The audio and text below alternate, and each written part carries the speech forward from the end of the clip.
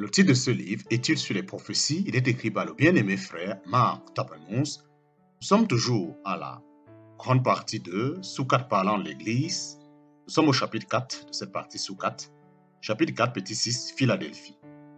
Philadelphie est l'image des rachetés qui, hors des systèmes ecclésiastiques représentés par Thyatire et Sardes, animés de l'amour fraternel, gardent la parole du véritable et ne renie pas le nom du saint, malgré la faiblesse qui les caractérise. Mais le Seigneur y supplie: j'ai mis devant toi une porte ouverte que personne ne peut fermer.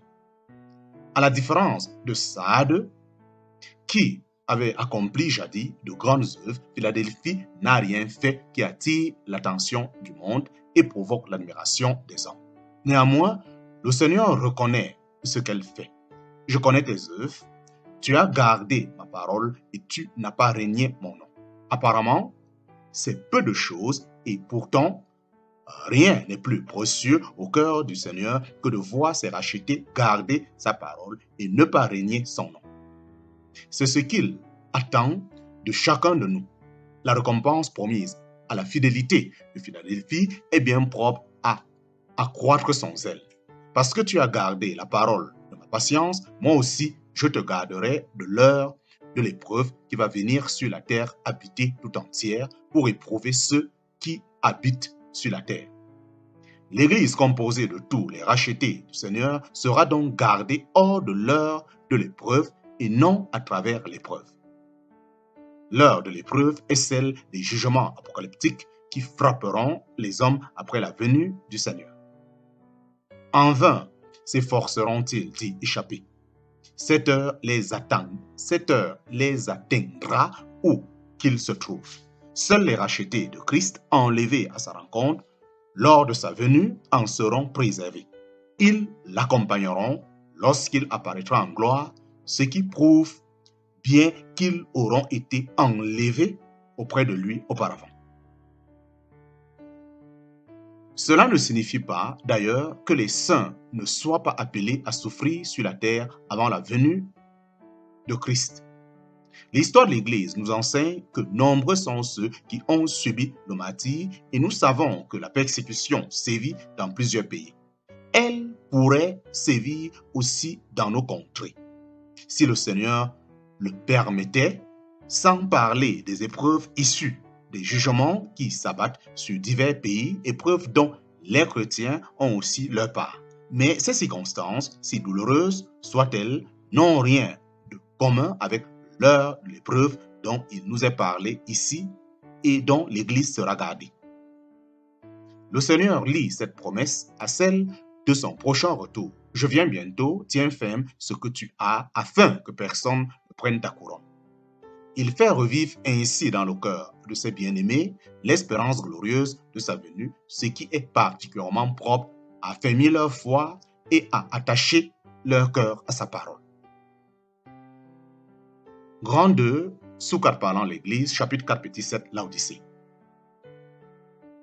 Nous arrivons maintenant à la dernière des 7 assemblées, Laodicée, qui représente l'état moral de la chrétienté au temps de la fin. Glorification de l'homme, activité religieuse destinée à satisfaire la chair, aucune affection réelle pour Christ, mépris de sa parole qui n'a plus d'autorité sur le cœur, recherche de l'approbation du monde et de ses faveurs. Je connais tes œuvres, que tu n'es ni froid ni bouillant. Je voudrais que tu fusses ou froid ou bouillant, ainsi parce que tu es tiède, je vais te vomir de ma bouche. Que chacun de nous veille afin d'être gardé d'un tel état d'esprit, fait d'indifférence et de formalisme religieux sans vie. Cette tiédeur s'accompagne d'orgueil spirituel parce que tu dis « je suis riche et je me suis enrichi, je n'ai besoin de rien » et que tu ne connais pas que toi, tu es le malheureux et le misérable et pauvre et aveugle et nu. Je te conseille d'acheter de moi de l'or passé au feu afin que tu deviennes riche et des vêtements blancs afin que tu sois vêtu et que la honte de la nudité ne paraisse pas, et un collier pour oindre tes yeux afin que tu vois. Tout en se croyant riches, les Laodiciens étaient pauvres, nus et aveugles. Pauvres, ils avaient besoin de l'or symbolisé, de l'or symbole de la justice divine en Christ. Nus, il leur manquait des vêtements blancs, image de la justice des saints aveugles. Il leur fallait acheter un collier qui leur permit de recouvrer la claire vision de leur état moral devant Dieu et des exigences de sa sainteté. Et malgré tout, le Seigneur adresse également des paroles d'exhortation pleines de grâce à ceux qui se trouvent au milieu d'une telle ruine. Moi, je reprends et je châtie tous ceux que j'aime. Aie donc du zèle et repens-toi. Voici, je me tiens à la porte et je frappe. Si quelqu'un entend ma voix et qu'il ouvre la porte, j'entrerai chez lui et je souperai avec lui et lui avec moi. Ainsi, le Seigneur reste fidèle en dépit de la ruine générale de la chrétienté professante et il encourage la foi individuelle qu'il y découvre. Mais cela ne modifie aucunement la sentence prononcée sur ce corps sans vie. Il le vomira de sa bouche.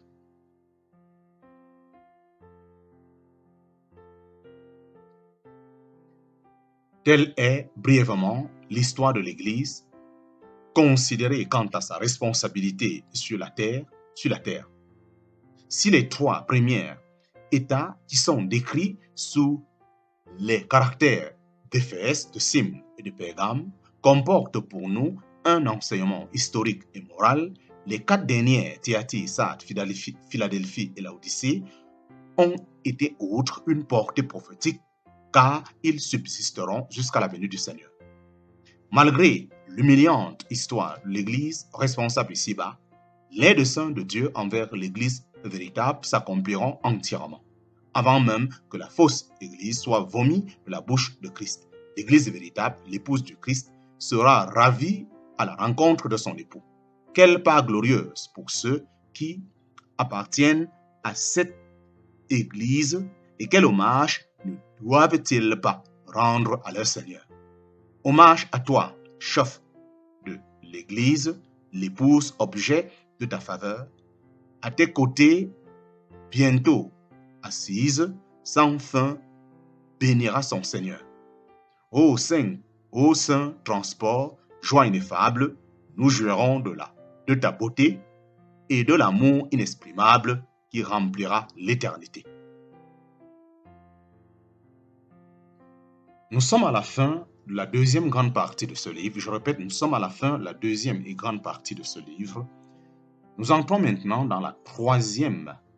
Nous sommes à la fin de la première. Je répète, nous sommes à la fin de la première et grande partie de ce livre. Nous sommes à la fin de la première et grande partie de ce livre. Nous entrons présentement dans la deuxième partie de ce livre. La deuxième partie, l'enlèvement des croyants. La deuxième partie, l'enlèvement des croyants. Grand 3, point numéro 1, la deuxième partie, introduction. Nous avons vu que l'histoire de l'Église sur la terre se terminera par la venue du Seigneur pour enlever les siens auprès de lui. C'est l'enlèvement que nous allons étudier à la lumière de la parole. C'est l'événement que nous allons étudier à la lumière de la parole. Réunis avec ses disciples dans la chambre haute, la nuit même où il allait être livré, le Seigneur Jésus leur fait une promesse bien propre à consoler leur cœur. Affligés par la pensée de son prochain départ, que votre cœur ne soit pas troublé, leur dit-il, vous croyez en Dieu, croyez aussi en moi. Dans la maison de mon Père, il y a plusieurs demeures. S'il en était autrement, je vous l'eusse dit, car je vais vous préparer une place. Et si je m'en vais et que je vous prépare une place, je reviendrai et je vous prendrai auprès de moi, afin que là où moi je suis, vous soyez aussi. En parenthèse, Jean chapitre 14, versets 1 à 3. Ce n'était d'ailleurs pas la première fois que le Seigneur parlait de son retour à ses disciples. Déjà au milieu des foules qui se pressaient par milliers, il s'était adressé à eux en particulier pour les exhorter à l'attendre avec vigilance. Que vos reins soient sains et vos lampes allumées, et soyez vous-même semblables à des hommes qui attendent leur maître, à quelques moments qu'il vienne des noces, afin que quand il viendra et qu'il heurtera, il lui ouvre aussitôt. Bienheureux sont ces esclaves que le maître, quand il viendra, trouvera veillant. En vérité, je vous dis qu'il se scindra et les fera mettre à table. Et s'avançant, il les servira. En parenthèse, Luc chapitre 12, versets 35 à 37. Ainsi, le Seigneur a clairement annoncé son retour et, de plus, il nous invite à l'attendre. De même que l'aiguille d'une boussole se dirige toujours vers le nord, l'aspiration normale du chrétien sera toujours de voir le Seigneur face à face. Sans doute faut-il un peu de choses pour faire dévier l'aiguille, mais sitôt passé, à cause de la perturbation, elle reprend sa position normale. De même pour le croyant, bien que des attractions étrangères viennent parfois, hélas, l'agiter et faire dévier l'aiguille de notre boussole spirituelle, le but vers lequel elle se tourne reste ce pôle que le retour du Seigneur doit être pour tous ceux qui l'aiment et l'attendent. Il y a lieu de distinguer deux actes dans le retour du Seigneur. Il y a lieu de distinguer deux actes dans le retour du Seigneur, savoir, premier acte, l'enlèvement des croyants, deuxième, la venue du Seigneur en gloire. Lors de la première phase, le Seigneur viendra chercher les siens sans descendre toutefois jusque sur la terre. Nous irions à sa rencontre en l'air et il ne sera pas vu du monde. La seconde phase, appelée aussi l'apparition du Seigneur, aura lieu quelque temps après la première. Alors le Seigneur viendra non plus pour nous, mais avec nous. Il sera vu du monde entier et jugera la terre, après quoi il délivrera son peuple, Israël, et établira son règne millénaire.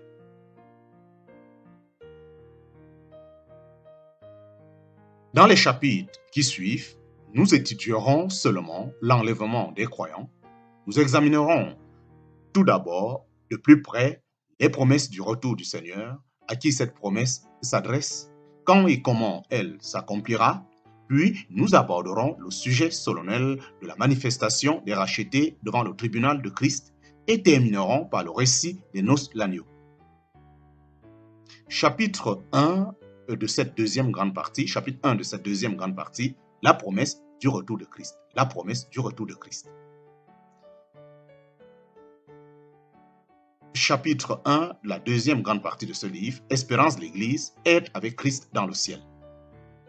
Nous avons vu que la parole se sert principalement des deux images pour exprimer l'union étroite et indissoluble existant entre Christ et l'Église. 1. Un corps dont Christ est la tête. 2. L'épouse et l'époux.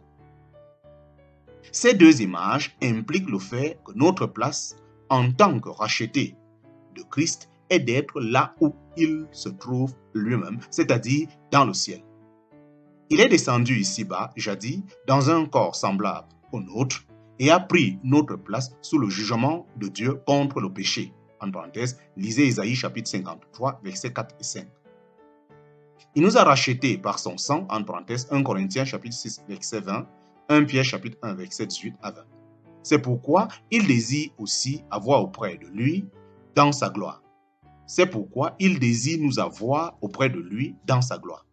Ce désir de son cœur, il a exprimé à ses disciples, comme nous l'avons vu, en leur promettant qu'il reviendrait et leur prendrait auprès de lui. En parenthèse, Jean chapitre 14, versets 2 à 5. Il le réitère dans sa prière de Jean chapitre 17, verset 24. Père, je veux, quant à ceux que tu m'as donnés, que là où moi je suis, il y soit aussi avec moi, afin qu'ils voient ma gloire que tu m'as donnée, car tu m'as aimé avant la fondation du monde. Cette prière ne concerne pas seulement les disciples qui l'entendaient, mais tous les rachetés, ainsi que le Seigneur le déclare lui-même. Or, je ne fais pas seulement des demandes pour ceux-ci, mais aussi pour ceux qui croient en moi par leur parole. Ce vœu du Seigneur d'avoir les siens dans sa gloire s'applique donc à nous aussi. Pouvait-il y avoir quelque chose de plus grand que cela? Le Seigneur veut que nous soyons auprès de lui et que nous partagions sa gloire. Tel est le dernier souhait qu'il a exprimé avant de quitter les siens et nous pouvons être certains que Dieu l'accomplira.